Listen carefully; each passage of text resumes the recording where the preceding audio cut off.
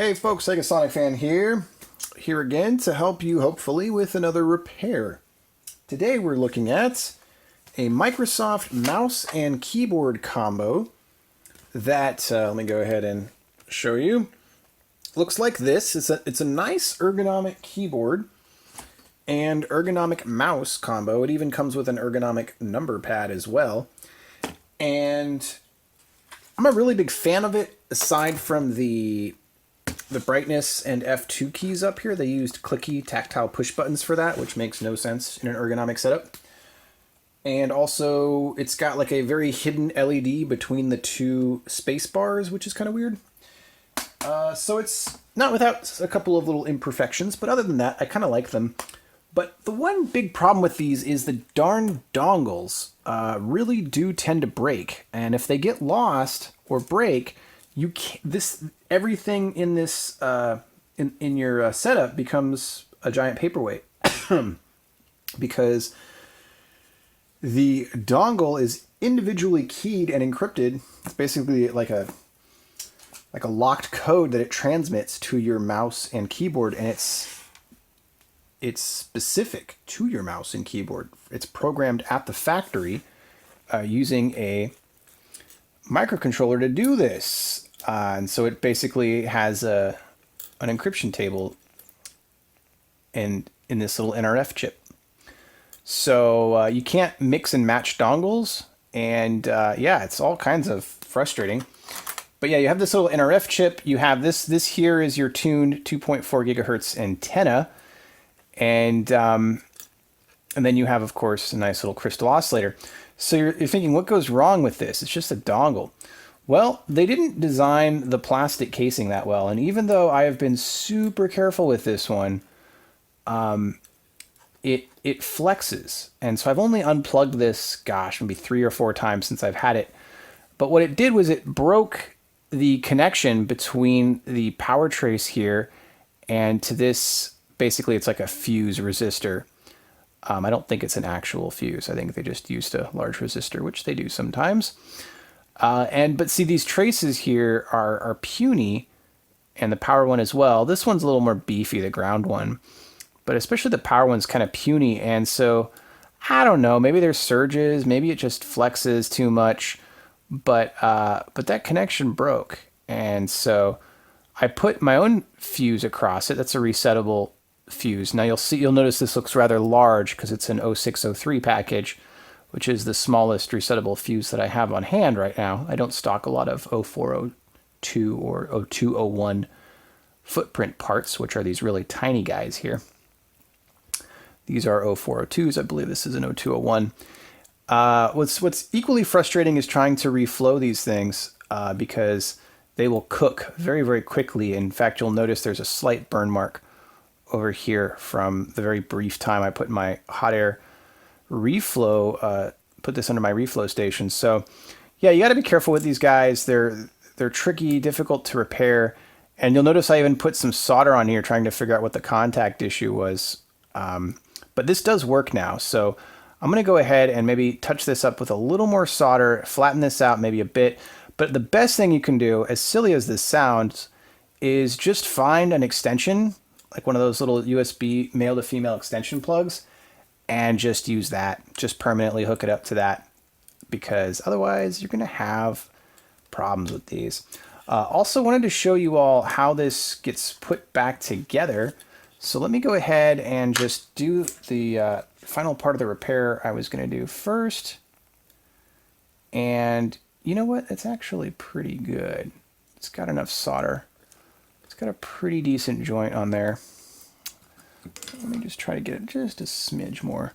This is where I sometimes need to let sleeping dogs lie, but I always want to get those perfect solder joints that soak up everything. Especially with...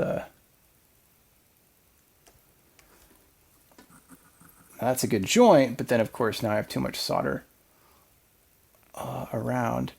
And I just want to make this solid because, actually we'll have to see if the case even goes on this with this large part.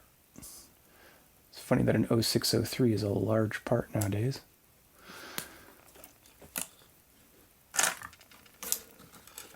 Okay, I'll go in here and use my chisel tip to kind of drag away some of the excess solder there. It'll take a little bit off the joint, but it's not too bad.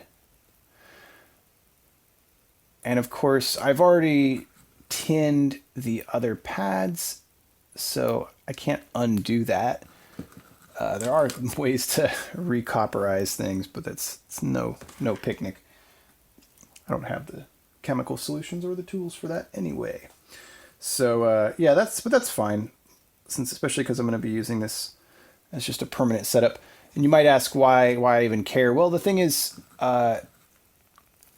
solder, which is a mix of, what is it, tin and rosin, and there's another material that's in solder, but generally is not, it's a good conductor, it's good for joints of things, but it's not a great repeated contact metal, which is why it's not generally used for that. Copper contacts are used for that, and they work much better. But in most cases, you'll get away with it okay. It's just over time what kind of the sliding in and out of a USB port would cause is, indentations essentially into the much softer metal that is the solder, and I do believe it's more prone to contaminants and getting dirty and stuff than treated copper. But that's pretty good. Everything looks pretty flush. It's pretty clean. So I'm going to show you all. Let's, fingers crossed this actually works. If not, I'll be back here again soon. But how this works is, so you put it in it's a 2-part plastic case. This case is just terrible design. It's got this little, the only thing elevating it is this little tiny wall in the back here. I don't know if you can see that little wall there. It's this guy right here. It's such a bad design. Because that's supposed to support the antenna. What they really should have done is made the whole bottom have equal support. At least extend it more. Anyway, it's not a great case design.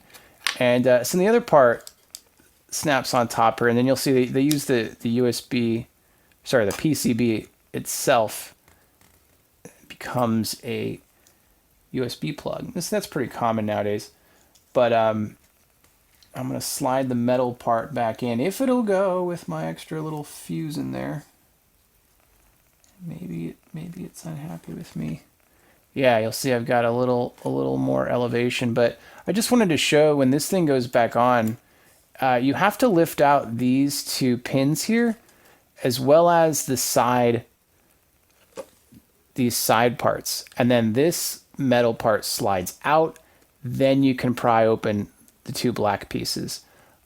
I learned that the hard way, so just wanted to let you all know. But you'll see it doesn't like my fuse in there, so I'm gonna have to go off camera and find a better solution for that fuse. See if I maybe have an 0402 part in my stock, but I don't think so.